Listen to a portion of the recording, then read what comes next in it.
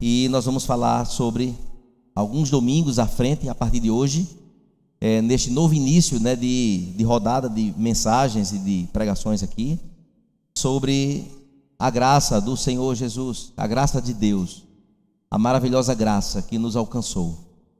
É de fato a proposta de um retorno ao Evangelho, a conhecermos de fato ou relembrarmos, ou estarmos voltados então para os primórdios ensinos que nos foi plantado no coração por meio de Cristo Jesus. E esta noite, irmãos, é uma noite em que nós iremos, a partir de hoje, tratar de assuntos tão maravilhosos, que de fato a nossa expectativa é que Deus, Ele aqueça o nosso coração, relembrando de fato os alicerces e as bases, os pilares que faz com que as nossas vidas elas prossigam olhando para Cristo, o autor e consumador da nossa fé. Meus irmãos, eu queria abrir este momento trazendo então o relato de um pastor chamado Matt Chandler. Ele é um pastor batista da cidade do Texas, nos Estados Unidos, e ele traz em um escrito seu um relato de um membro da sua igreja. E eu queria compartilhar com os irmãos este relato. Bom, meus irmãos, então, o relato do membro da igreja lá do pastor Matt Chandler, ele falou o seguinte: cresci na igreja, íamos todos os domingos pela manhã e à noite, frequentávamos as reuniões de quarta-feira, escola bíblica dominical, acampamentos de mocidade, ou seja, se as portas da igreja estivessem abertas, lá estávamos nós. Fui batizado aos 8 anos de idade, mas não compreendia o que era o Evangelho. E depois de um tempo, perdi o interesse pela igreja e o interesse por Cristo. E comecei a andar abertamente em pecado. Uma pessoa, recentemente, me fez sentar e me convidou para um momento de conversa onde me explicou e eu ouvi o Evangelho pela primeira vez. Fiquei impressionado. Assim eu disse: como pude ter ignorado isso? Ninguém nunca me explicou isso antes. Pela primeira vez, perguntei-me: como alguém pode crescer frequentando a igreja toda semana e não ouvir o Evangelho? Entendi que muitas pessoas talvez escutaram sobre o Evangelho, mas não tinham os ouvidos espirituais para ouvi-lo de verdade, a fim de recebê-lo em seu coração. Felizmente, o Espírito Santo não deixaria por menos. Essa pergunta então começou a me incomodar profundamente, e o meu coração já pulsava de tanta alegria e de convicções, e resolvi ter algumas conversas e entrevistas com pessoas que eu conhecia, homens, mulheres, jovens, que eram aqueles chamados desigrejados. Algumas confirmaram o que eu supunha. Pesquisas mostram que há muitas pessoas que chamam a si mesmas de cristãs, e mesmo assim não têm ideia em que creem. Esta confusão, então, no coração, pode ser resolvida entendendo o que um verdadeiro discipulado ele representa na sua explanação clara, completa, lógica e sequencial das más e das boas novas. Nossa expectativa então, e agora aqui é a nossa fala, é que esta série sobre o Evangelho, de fato, com suas bases e pilares, nos façam então, irmãos, adquirir mais uma vez a confiança para que sejamos então capazes de explicar claramente o plano de Deus, de seu amor pelas pessoas, vivendo então neste mundo carente e mergulhado no maligno. E assim, uma grande pesquisa aconteceu nos Estados Unidos, onde um grupo de pesquisadores visitaram 500 igrejas em todo o território americano. E o intuito deles era que nesta pesquisa eles fossem visitar então as igrejas para ver se elas estavam de fato pregando o Evangelho. se de fato ali havia de fato o evangelho sendo pregado. E eles escolheram então duas ocasiões, que são as ocasiões que mais nós falamos do evangelho. É a ocasião da Páscoa, aliás, do Natal, que é o nascimento de Cristo, e da Páscoa, sua morte e ressurreição. E o resultado, irmãos, foi trágico. Naquelas 500 igrejas, apenas 4% usavam estes momentos para pregarem genuinamente a mensagem do evangelho. Esse resultado, então, irmãos, aponta para uma realidade: o quanto tem sido desmerecida e desnecessário o anúncio da maior mensagem de salvação para o homem perdido. Convicto, então, portanto, eu quero convidar você a abrir a sua Bíblia no livro de Romanos, capítulo 1 e o verso 16 apenas.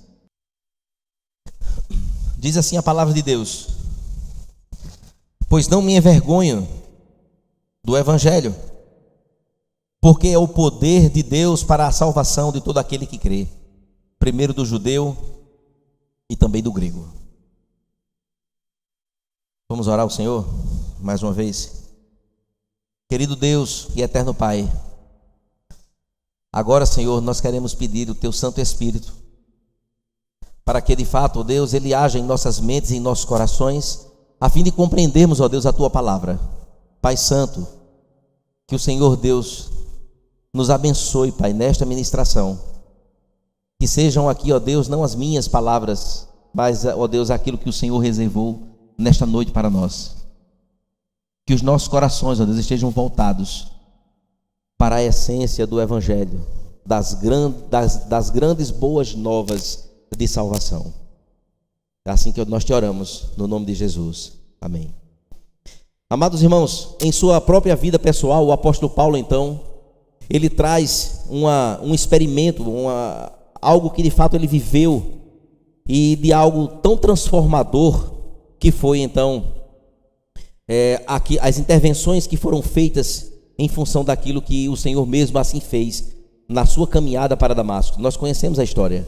E, de fato, o que nós podemos observar é que no caminho para Damasco houve de fato uma intervenção de Deus, e nós não podemos pegar e cortar essa parte da Bíblia e jogar fora e dizer que aquilo ali foi apenas um lapso temporal ou psicótico da parte do autor, de forma alguma. Aquilo ali, irmãos, foi algo extraordinário que foi vivenciado, né, de forma muito profunda com um homem que não era um homem comum, podemos assim dizer.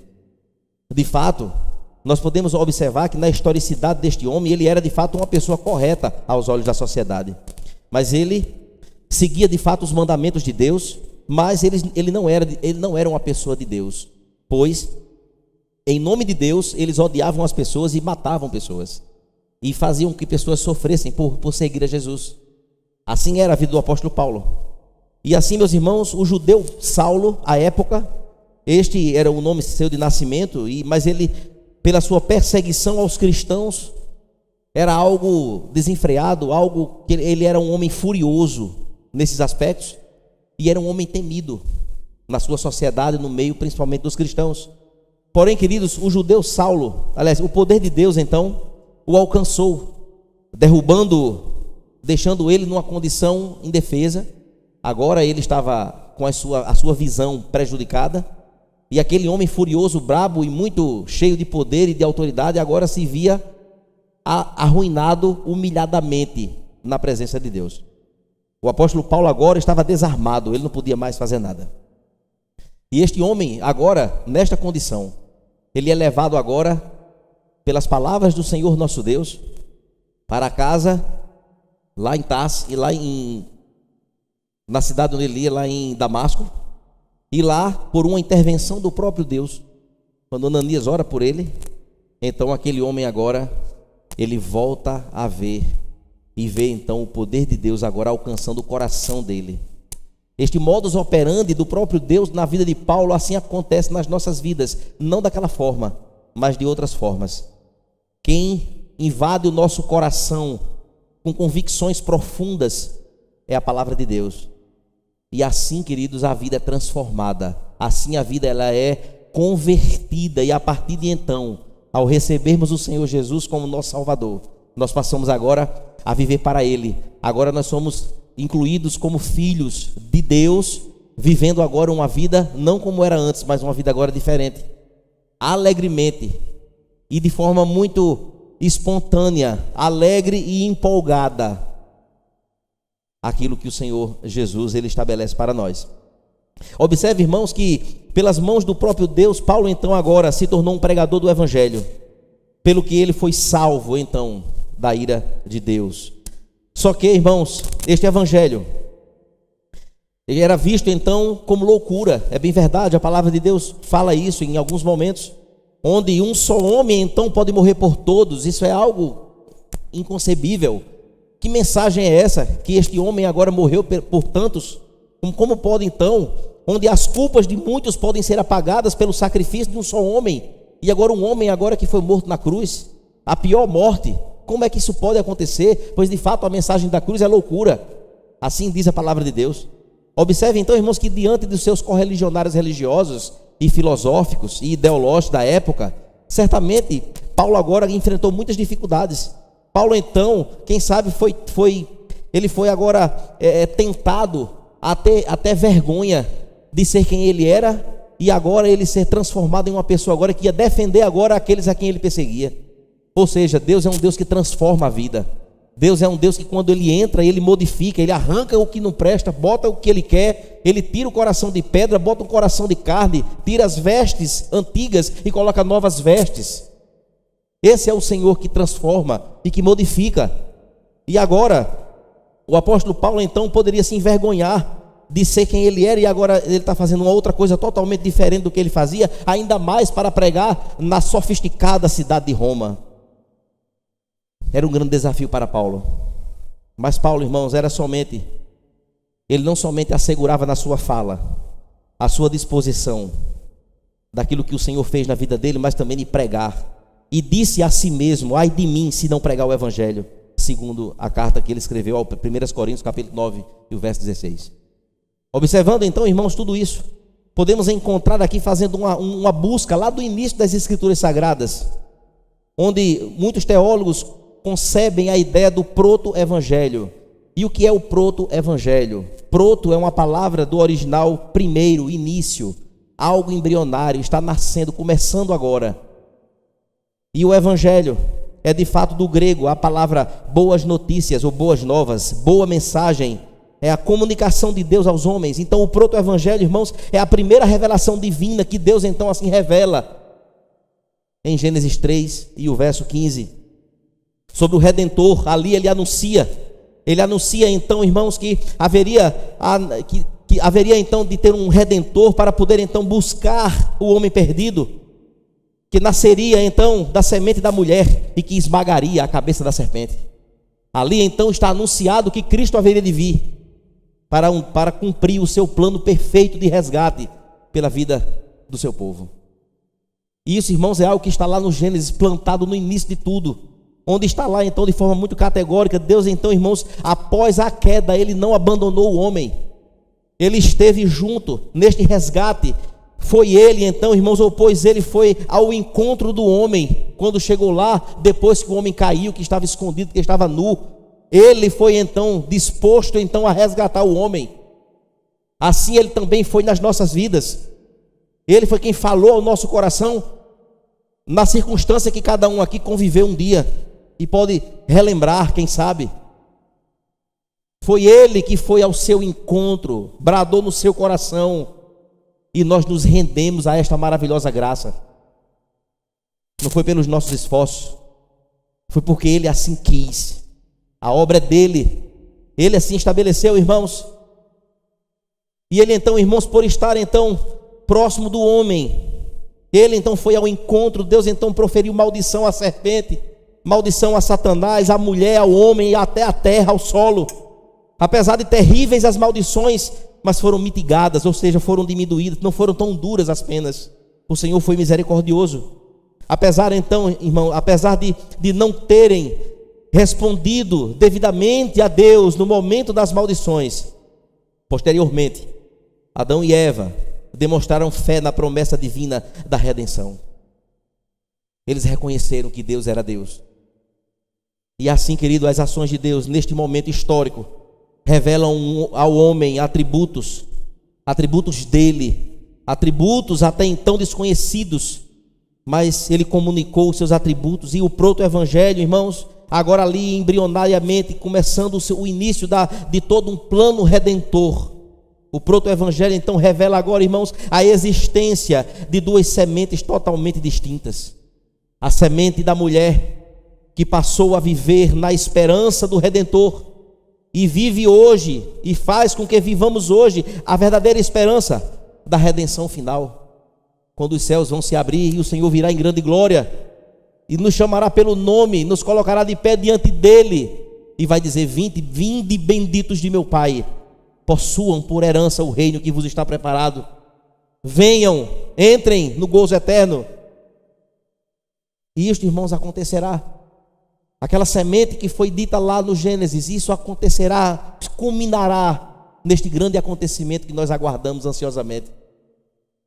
Porém, queridos, a semente da serpente, para a qual nunca houve esperança, só apenas destruição, e muitos têm enveredado por esse caminho.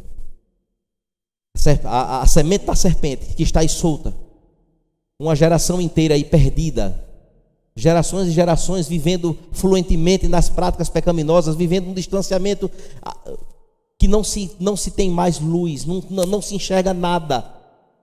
E assim, meus irmãos, a semente da serpente, diante dessa desesperança, tenta a qualquer preço prejudicar o relacionamento nosso com Deus. Olhando então, irmãos, para o verso 16, o evangelho então é o poder de Deus dentro de um plano de resgate. Isto são boas novas. O que é que de fato, irmãos, há de extraordinário nessas boas notícias? O que há de maravilhoso nessas grandes notícias? É mais ou menos assim: fulano, você está com câncer e você vai morrer. Não tem remédio, não tem tratamento para você, tem metástase do cabelo da cabeça ao pé, não tem mais solução para a sua vida. Aí de repente chega alguém e diz assim: olha, tem solução para a sua vida. A solução é Cristo.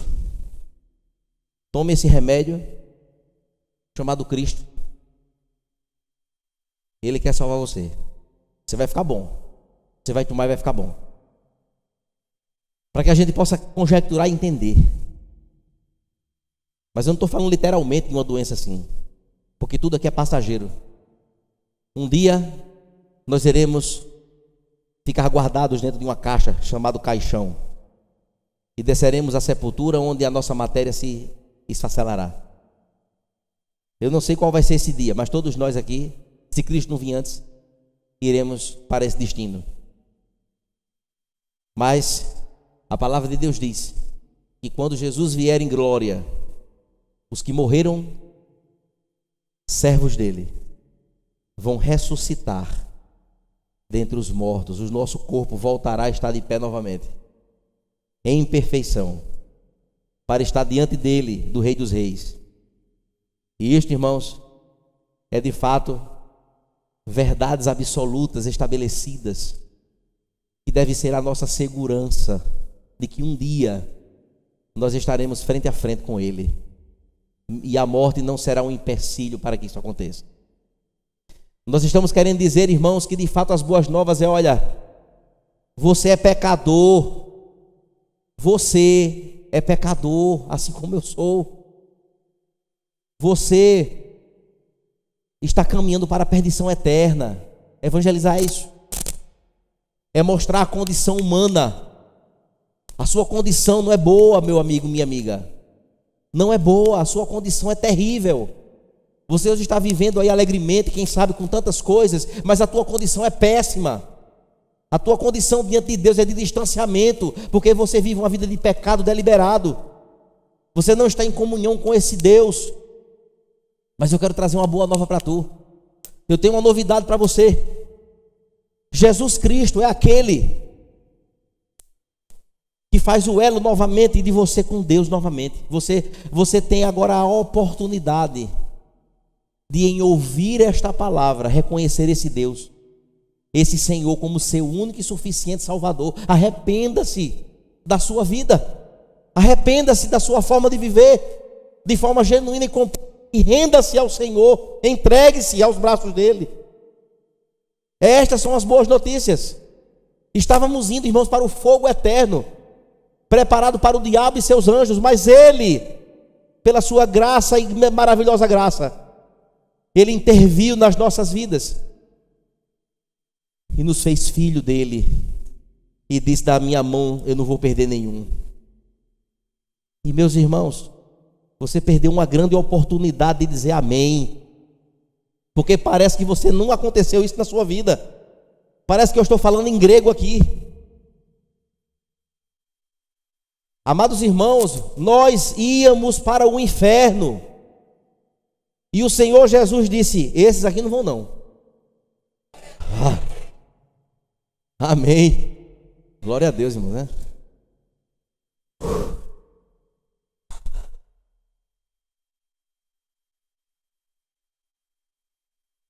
Fomos salvos, irmãos, justificados.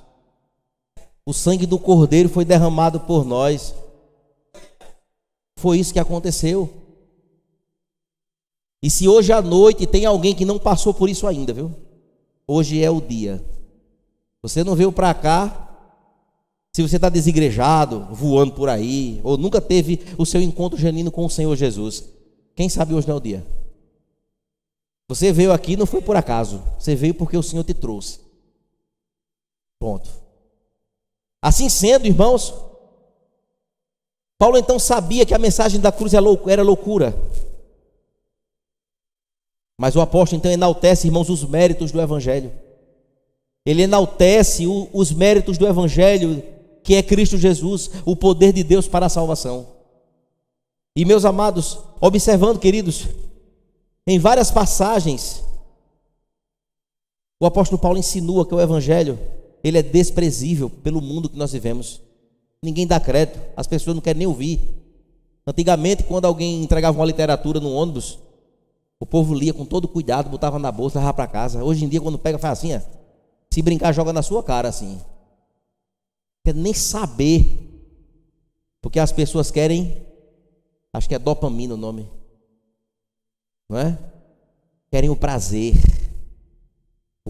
da embriaguez, o prazer do sexo errado, o prazer da festa, o prazer das boates, o prazer da noitada, o prazer de fazer tudo que é errado, de prostituir, de adulterar, de profanar Deus. É isto que o mundo aí afora vive mergulhado e achando que é a maior vantagem do mundo. Que Deus tenha misericórdia. Paulo então, irmãos, ele sabia dessa loucura que era então a mensagem da cruz. E era de fato um escândalo para tantos outros. Mas meus irmãos, de fato, queridos, essa loucura e este escândalo que muitos assim compreendem, eles entendem que de fato os efeitos do Evangelho minam toda a justificação própria. Porque as pessoas dizem: não, eu sou um bom cidadão, pago minhas contas, faço tudo certo, não dou trabalho a ninguém. Se não reconhecer Jesus como seu Salvador, já era. Lembre-se do jovem rico: Senhor Jesus, eu sou um cara, eu dou dízimo, dou oferta, jejum, faço tudo, olha, obedeço os teus mandamentos, tá tudo beleza. O que é que está faltando? Jesus conhece o coração deles: venda tudo que você tem e dê de presente. Ele baixa a cabeça e sai, porque ele não estava disposto a tirar o Deus dele do coração dele e a sua religiosidade. E meus irmãos, de fato, justificação própria é o que a gente mais vê, que desafia também a autoindulgência, que é a autossalvação. Não, eu sou o cara e Deus não vai fazer nada de mal comigo, não. E aí eu quero ler uma citação de Calbart, que diz assim: o Evangelho não entra em concorrência com qualquer teoria ou pesquisa ou outros trabalhos intelectuais e deduções que a ciência, a sabedoria ou a cultura possam haver encontrado, ou ainda venham a encontrar, mesmo que sejam ainda transcendentais e oriundos dos mais elevados círculos do saber humano, pois o Evangelho não é uma verdade ao lado de outras verdades, mas é a verdade que questiona, que afere todas as demais verdades. O Evangelho é a dobradiça e não a folha da porta. E meus irmãos, que profundidade gigantesca. Querer colocar o evangelho de patamar igual com tantas outras coisas que a gente vê por aí é um erro. O evangelho é o poder de Deus, é aquilo que está acima de todas as coisas. Traz uma mensagem que não tem outra mensagem que chegue nem perto. O evangelho, de fato, é o poder transformador, é as boas novas de salvação, que nada o alcançará, nada desmanchará este plano redentor perfeito que está incluído dentro do evangelho. As falsas igrejas, elas não suportam, irmãos, a pregação da palavra de Deus, a pregação das doutrinas da graça, porque existem muitas igrejas que só porque falam em Deus não quer dizer que está correto. Existem muitas igrejas que são sustentadas não pelo evangelho transformador, mas são igrejas sustentadas por movimentos, por experiências pessoais próprias, ditas espirituais. Existe de fato uma teologia rasa, que não se busca de fato o verdadeiro sentido daquilo que se faz. E meus irmãos, precisamos estar com os nossos olhos abertos a isso. Acham então que evangelho, pregar sobre o inferno, pregar sobre o céu, pregar sobre de fato uma vida em obediência ao Senhor, em resposta a esse evangelho, essa é mensagem chata. Tem igreja que detesta. Vamos falar de outra coisa, vamos rodar e pular. Cadê os profetas para profetizar, para sair todo mundo rico? Isto não é culto, irmãos. É mensagem de evangelho. Mensagem de evangelho é arrependimento, é reconhecimento de quem o Senhor é. É professar com a própria boca e dizer: Senhor, homem pecador miserável que sou, tenha misericórdia da minha vida. Molde o meu caráter, Senhor, a ser parecido com o teu. Que eu exale o bom perfume de Cristo. Que o Senhor perdoe as minhas falhas. Que o Senhor perdoe, meu Deus, as minhas debilidades. Fortaleça nas minhas limitações. Que o Senhor me ajude. Esta é a mensagem, irmão. Esta é a mensagem que deve invadir os evangelismos em todos os lugares. E não dê uma chance para Jesus. Dá uma chance para Jesus. Quem é o homem para dar uma chance para Jesus? Quem é o homem para dizer: Jesus precisa de mim? Papo furado. E fica aquela apelação, venha, como se Jesus Cristo fosse nada, como se a salvação fosse qualquer coisa desprezível. Irmãos, estamos falando, irmãos, de convicções profundas daquilo que a palavra de Deus ela traz para nós e que tem uma representatividade fincada como estacas no coração de quem genuinamente já teve seu encontro com Jesus. A palavra de Deus, irmãos, nos diz de forma muito categórica, e sempre que o evangelho é pregado com fidelidade, ele gera oposição, gera chateação, gera desprezo, e não raro nos expõe ao ridículo. Mas por quê? Porque é por onde o poder de Deus, irmãos, se revela para a salvação de todo aquele que nele crê. E no contexto aqui fala sobre o judeu e o grego, ou seja, os que são judeus e os gentios, todos nós. Mas porque também somos colocados ao ridículo, porque revela de fato, irmãos, o modo e o caminho concedido por Deus para tornar ímpios em reconciliados com Deus. É por essa razão. As pessoas não querem isso aqui. As pessoas querem traçar os seus próprios caminhos e achar que no final Deus vai ser bonzinho, vai dizer: tá certo, não tem problema não, venha, chegue para cá, venha. Não é assim, meus irmãos, que funciona. Observe, queridos, que eu queria trazer aqui um destaque.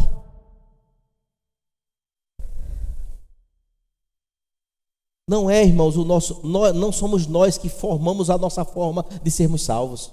Não somos nós. Pois a salvação pertence a Ele. A salvação é de Deus. Por meio de Cristo Jesus, assim Ele estabeleceu. A salvação é dele. É dele, não é minha.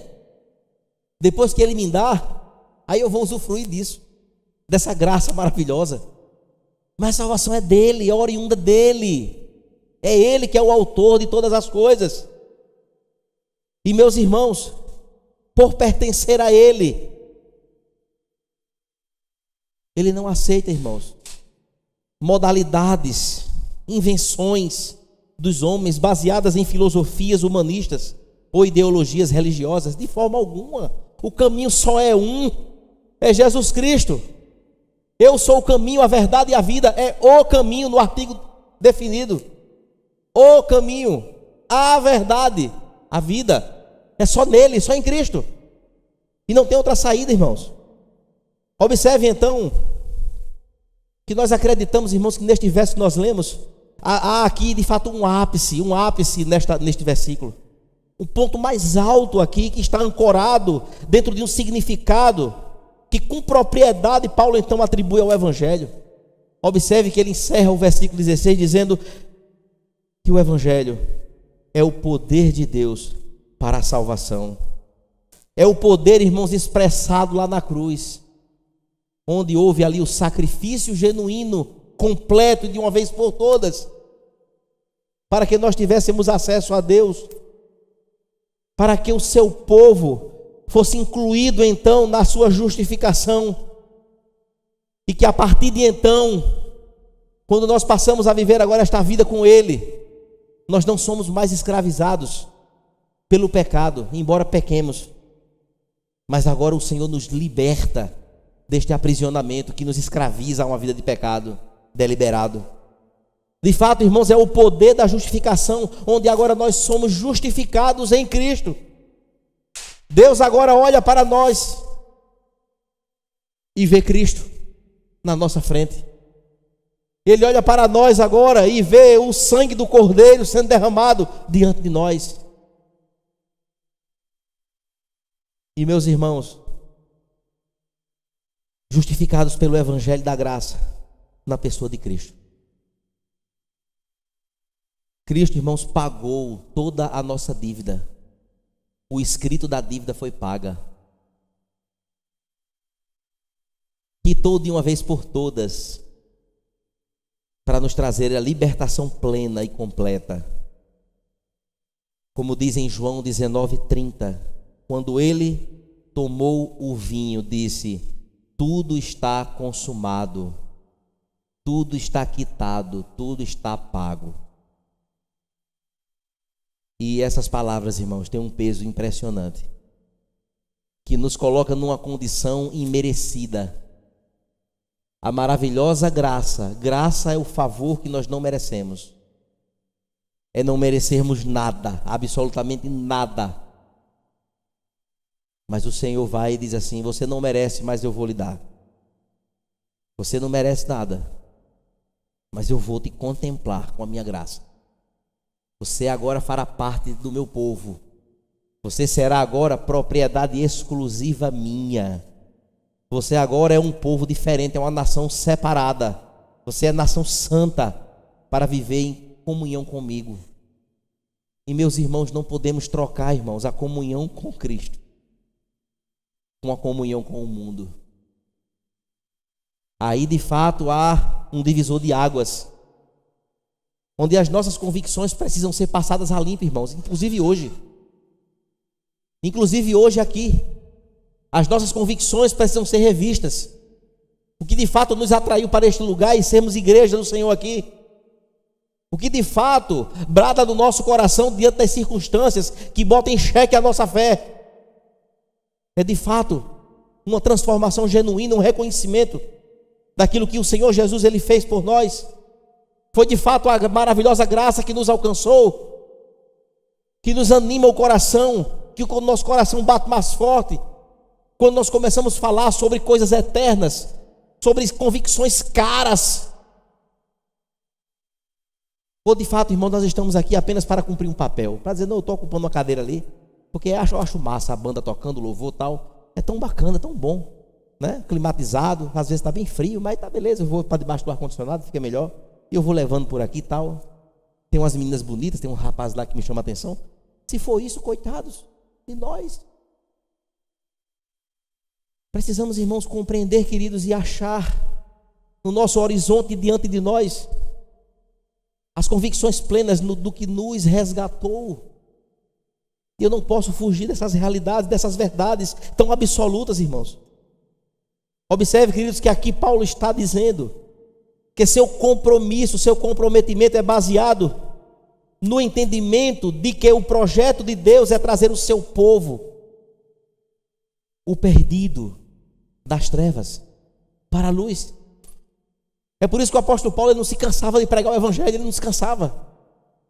Certa vez nós ouvimos aí o pastor Jamerson, lá de Campina Grande, no Vinho Sertão, nesse último agora, e ao pregar sobre o apóstolo Paulo, ele foi apedrejado, foi pedra por tudo quanto foi lado, todo ensanguentado, todo quebrado, moído, bagaceira lá no canto, como morto. E estava Timóteo com a mãe dele, só olhando, o jovem Timóteo. Aí todo mundo foi embora, porque achava que ele estava morto, ninguém foi lá conferir se ele estava respirando, achava que ele tinha morrido. E o apóstolo Paulo, com um certo tempo, ele se recupera um pouco, se levanta, todo cambaleando, olha para Timóteo e para a mãe dele e diz assim: aonde é, para qual lado fica a cidade? Para cá. Lá vai Paulo ensanguentado, se arrastando, todo quebrado, sentindo dor. Para quê? Para pregar o evangelho, para dizer: Jesus morreu, ele pagou o preço pelas vossas vidas, arrependam-se e creia nele, creia no evangelho de Jesus para a salvação. O apóstolo Paulo não tinha isso, irmãos. É algo impressionante. Quando ele levou a surra lá com Silas, foi jogado mais uma vez lá no cárcere, todo machucado, quebrado e rasgado. E o que é que aconteceu ali? Nada mais, nada menos, de meia-noite estava lá Paulo e Silas, em vez de dizer ai, ai, ui, que dor, pregando, cantando hinos e orando ao Senhor. E ali evangelizou o carcereiro. Depois de tudo, o carcereiro na casa dele lá, já com ele lá: o que é que está acontecendo? O que é que eu preciso fazer para ser salvo? Meu Deus, levar uma surra somente para o outro ser alcançado. Somente. Eu fico impressionado quando a gente aqui sai, né? A gente, aos olhos humanos, né? Sai da nossa casa, vai passar uma semana, 10 dias no Vinho Sertão, sol quente, na chuva, no sol, na poeira, dormindo no chão, comendo cuscuz, que é uma bênção, uma experiência incrível, não é? Às vezes esse esforço todinho só para alcançar uma pessoa. E aos olhos humanos, diz: só teve 10 conversões? Oxe, tu quer mais, meu irmão?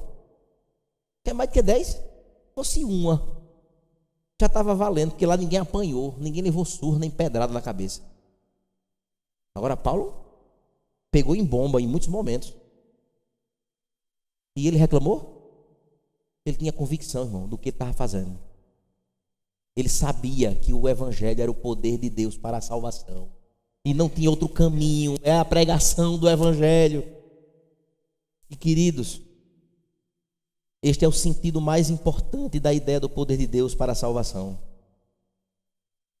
A morte, da morte para a vida, da perdição. Agora ele vem, pega-nos, leva-nos para casa, encontra-nos lá e nos traz, tira da escuridão, traz para a luz, e diz: é que vocês me pertencem. Aqui a gente vai viver em unidade aqui, nós dois aqui, a caminhada, estarei convosco todos os dias, até a consumação dos séculos. Foi eu que libertei vocês.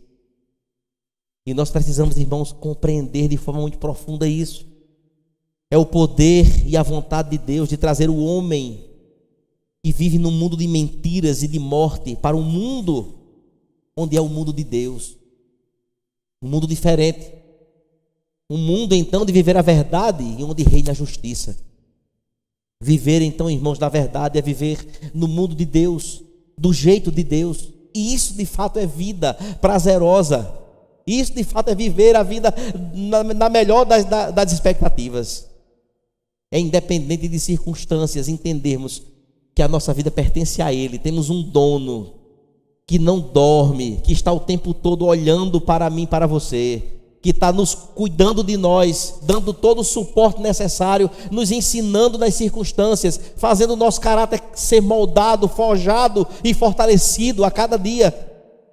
E viver, ó Deus, e viver, irmãos, alegremente para esse Deus.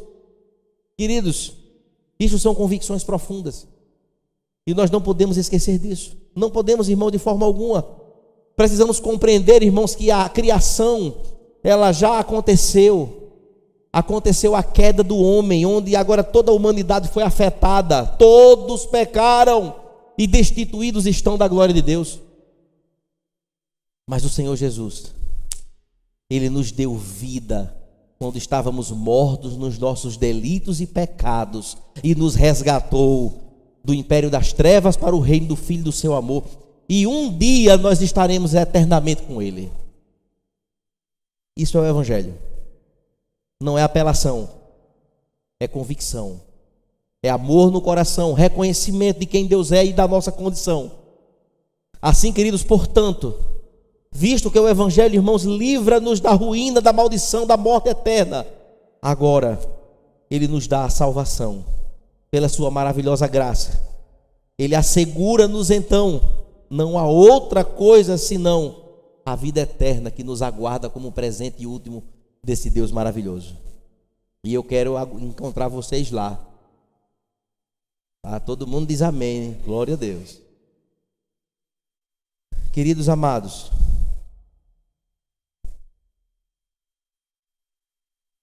a condição humana, queridos, é um ponto fundamental. Nós precisamos compreender que, na melhor das nossas versões, a nossa condição é de dependência do Senhor para a salvação. Não tem menino bom, não tem mocinha boa, não tem rapaz cidadão de bem. Se não for Jesus, nada feito. Se não for Jesus, nada feito. Observe, queridos, que a graça deste Deus nos alcançou por meio de Cristo. Temos visto isso na escola bíblica dominical, que inclusive os nossos visitantes estão convidados a participar. Todos os domingos às 9 estaremos aqui estudando. Observe, queridos, então, Ele nos amou. Ele foi quem nos amou primeiro. Foi Ele que nos amou. Ele amou as nossas vidas e por isso nós devíamos nos alegrar nisso e dizer: o Senhor me amou de tal forma, de tal maneira, que enviou seu Filho para morrer por mim na cruz. E olhando, irmãos, para todo este panorama, que Ele nos amou, Ele nos salvou, e nós estamos aqui caminhando rumo à terra celestial, a eternidade eterna, a eternidade final, né? Onde estaremos perfeitamente e plenamente com Ele para todo sempre. E eu queria, irmãos, convidar o louvor para vir para cá, que eu ainda vou fechar esta mensagem citando aqui, irmãos, um poema centenário até, de um homem, de um servo do Senhor, vivendo os seus momentos finais, mas de plena convicção daquilo que Deus fez em sua vida. Observe então, irmãos, as palavras que nós vamos citar aqui. Quando ele diz assim: maravilhosa graça, como é doce o som que salvou um pecador como eu. Estava perdido uma vez, mas agora fui encontrado. Eu era cego, mas agora eu posso ver. Essa graça ensinou meu coração a temer. É a graça que alivia os meus medos. Como é preciosa a graça que apareceu no momento em que eu criei nela. Terminados muitos perigos, labutas e batalhas, eu estou voltando para casa. Esta graça trouxe-me seguro até aqui, e a graça conduziu-me para casa. O Senhor então prometeu-me bondade, sua palavra me dá esperança. Meu escudo e porção Ele sempre será. Enquanto minha vida existir, sim, quando esta carne e o coração falharem e desfalecerem, e a vida mortal então assim cessar, eu possuirei, atravessando o véu, uma vida de alegria e de paz. Vamos ficar de pé. Antes de louvarmos ao Senhor, juntamente com toda a igreja.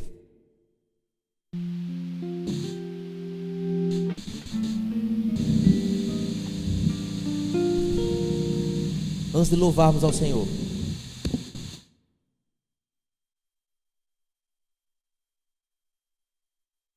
eu quero aqui, irmãos, fazer aquilo que a palavra de Deus disse.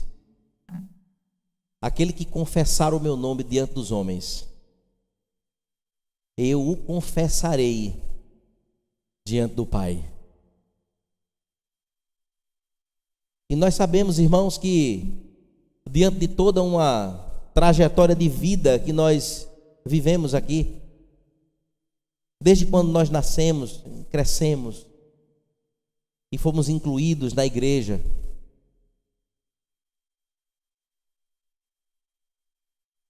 não é vergonha, irmãos, reconhecermos que nós nos sentimos como aquele rapaz que nós falamos na abertura. Eu estava na igreja, eu ia, visitava, tal, mas um dia nada disso fazia mais sentido para mim. Porque eu não conhecia profundamente o Evangelho. Quem sabe hoje os seus olhos não se abriram plenamente, os seus ouvidos não foram abertos plenamente pelo Senhor, por uma ação do Espírito Santo. E quando nós falávamos aqui sobre tantas verdades bíblicas, tantas coisas lindas e maravilhosas, de repente Deus tocou no seu coração. E eu quero aqui dar oportunidade aos nossos adolescentes que vêm à igreja trazido pelos pais. Oportunidade, quem sabe, as crianças que estão aqui. Vocês compreenderam a palavra? Vocês desejam entregar a vida de vocês ao Senhor? Se quiserem, faça isso agora. É só você vir à frente. Se há alguém nos visitando nesta noite e compreendendo aquilo que foi falado, que a mensagem do Evangelho de fato é uma intervenção poderosa do Senhor nosso Deus, é o poder de Deus para a salvação. Se alguém nos visita aqui nesta noite e quer tomar esta decisão, pelo que você ouviu nesta noite, faça isso. Sai do seu lugar, vem aqui à frente. Nós queremos orar por você. Nós queremos abraçar você. Nós vamos caminhar juntos. Nós vamos crescer na graça e no conhecimento do Senhor Jesus juntos. Há alguém em nosso meio que quer entregar a sua vida? Que quer de fato dizer: Senhor, agora eu compreendi a tua palavra. Agora eu entendi o que o Senhor fez. Agora eu entendi o seu grande amor. E eu quero fazer isso publicamente. Tem alguém em nosso meio que queira fazer isso? Vamos louvar ao Senhor?